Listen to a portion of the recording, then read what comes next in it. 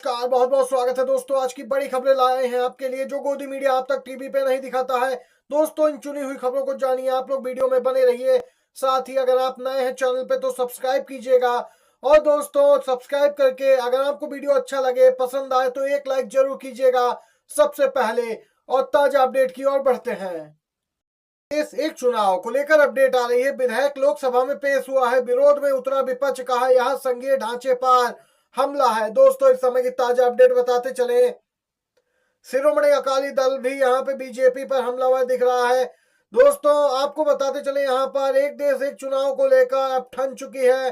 दोस्तों, यहाँ पर शिवसेना उद्धव गुट के सांसद भी अब इसके विरोध में उतर आए हैं। इंडियन यूनियन मुस्लिम लीग के सांसद ने भी यहाँ पे विरोध किया है।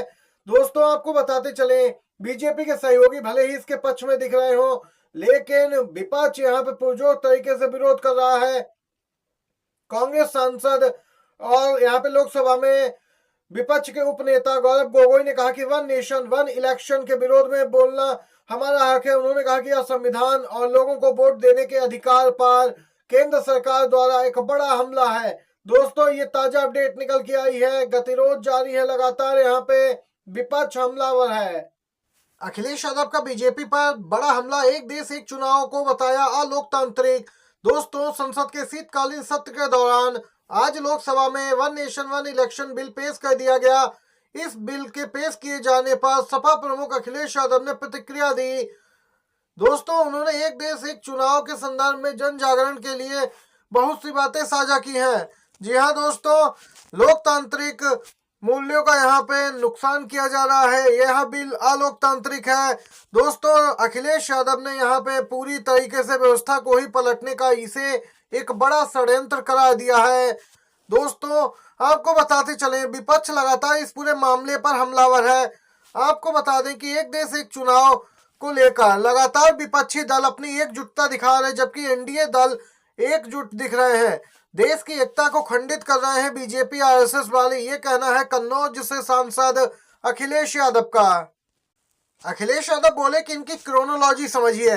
पहले एक देश एक चुनाव की बात कर रहे हैं, फिर ये एक देश एक पार्टी की बात करेंगे जैसा चाइना में है, फिर यहाँ एक देश और एक लीडर की बात करेंगे।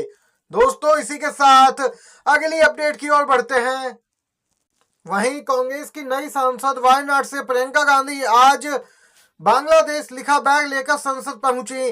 जी हाँ, जिस बैग में लिखा है बांग्लादेश के हिंदुओं और ईसाइयों के साथ खड़े हो। आपको बता दें, बीते दिन प्रियंका गांधी संसद में फिलिस्तीन लिखा हुआ बैग लेकर पहुंची थी, जिसके बाद बीजेपी वाले जम के हंगामा करते नजर आए थे।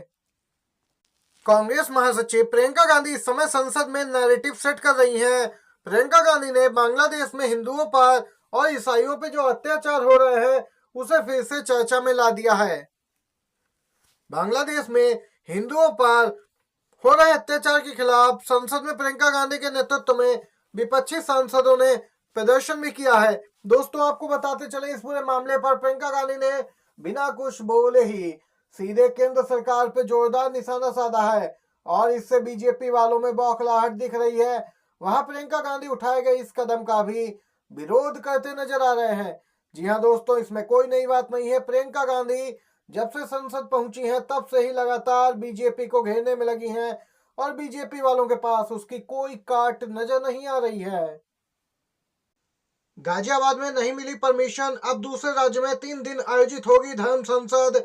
उत्तर प्रदेश स्थित गाजियाबाद में पंच जूना अखाड़े के महामंडलेश्वर नरसिंहानंद के यहाँ पे धर्म संसद जो होनी थी वह टल गई है। एक तो यह मामला कुछ बुद्धिजीवियों और पूर्व नौकरशाहों की याचिका पर सुप्रीम कोर्ट पहुंच गया। सुप्रीम कोर्ट में इस मामले की सुनवाई की मांग हुई। इसे नफरत फैलाने वाली धर्म संसद बताया गया। वहीं परमिशन न मिलने के चलते धर्म संसद का आयोजन ही टाल दिया गया। इस संबंध में बताया जा रहा है कि 19, 20, 21 दिसंबर को अब हरिद्वार के भैरव घाट पे धर्म संसद होगी। जी हाँ, ये लोग मानने वाले नहीं हैं।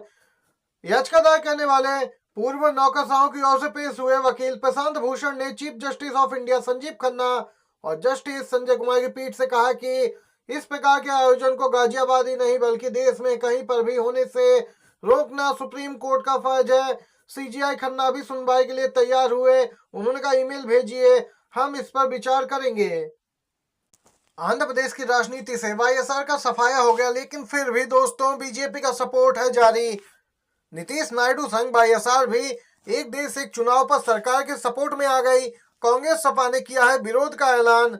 दोस्तों एक देश एक चुनाव लगातार विवाद गहराता जा रहा है, पेश किया जा रहा है बिल, और वहीं 129वां संविधान संशोधन की बात भी कही जा रही है। इस विधेयक पे अब तक तमाम राजनीतिक दलों की प्रतिक्रिया सामने आई है। एनडीए का हिस्सा नीतीश कुमार और यहाँ पे चंद्रबाबू नायडू तो समर्थन दे ही रहे, वहीं आंध्र की सत्ता खोने वाली वाईएसआर कांग्रेस भी इसके सपोर्ट में आ गई। मायावती ने भी सांसदों से इस विधेयक को समर्थन देने की बात कही है, लेकिन कांग्रेस और सपा इस बिल को लेकर खुले विरोध में है। वहीं टीएमसी, आरजेडी, पीडीपी समेत कई दल भी इस विधेयक को लेकर केंद्र सरकार पर हमलावर है। महाराष्ट्र में भले ही नई सरकार का यहाँ पे मंत्रिमंडल विस्तार हो गया हो, लेकिन अब भी यहाँ पे खलबली मची है। अजीत पवार की पार्टी के नेता छगन भुजबल खफा है।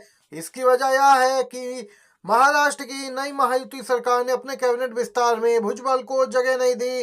अब छगन भुजबल ने बड़ा दावा किया है। एनसीपी के नेता ने कहा कि 8 दिन पहले राज्यसभा की सीट का ऑफर दिया गया था, मगर मैंने मना किया। भुजबल ने कहा कि मंत्री पद आते जाते रहते हैं, मगर मुझे समाप्त नहीं किया जा सकता। दोस्तों आपको बताते चलें, महाराष्ट्र में मंत्रिमंडल विस्तार के बाद से ही बीजेपी, शिंदे गुट और अजीत गुट में खलबली मची है। कई ऐसे नेता हैं जो मंत्री पद न मिलने से नाराज बताए जा रहे हैं, और इनमें प्रमुख नाम है छगन भुजबल का, जो महाराष्ट्र में प्रमुख ओबीसी नेताओं में से एक है और लगातार ओबीसी के लिए आवाज उठाते रहे हैं। अब उन्होंने यहाँ पे बड़ी बात कही कि जहां नहीं चाहना वहां नहीं रहना। दोस्तों देख सकते हैं खफा छगन भुजबल का नया धमाका। महाकुंभ में आरएसएस कर सकता है बड़ा ऐलान। महाकुंभ के मंथन से क्या निकलेगा पीएम मोदी का सियासी वारेस। योगी साथ दोनों रेस में, लेकिन योगी आदित्यनाथ की हो रही है ज्यादा चर्चा। दोस्तों महाकुंभ की शुरुआत 2025 में हो जाएगी जनवरी माह में, और आरएसएस यहाँ पे अगले पीएम कैंडिडेट के नाम का प्रस्ताव ला सकता है।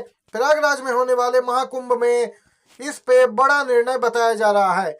ये बताते हैं कि योगी आदित्य के नाम पर प्रस्ताव आ सकता है। सभी की रजामंदी है। अभी लोकसभा चुनाव दूर है, इसीलिए सीधे तौर पे इनका नाम का ऐलान नहीं होगा। हालांकि इन्हें प्रोजेक्ट करने की आरएसएस ने पूरी तैयारी की है। ये थी दोस्तों अभी तक की ताजा बड़ी खबरें, सभी मुख्य समाचार जो एक एक करके आप लोगों ने जाने हैं। आपके अपने यूट्यूब चैनल पर कैसा लगा वीडियो आपको जरूर बताइएगा। अच्छा लगा हो लाइक कीजिएगा, शेयर कीजिएगा अपने दोस्तों के साथ भी। बहुत बहुत धन्यवाद।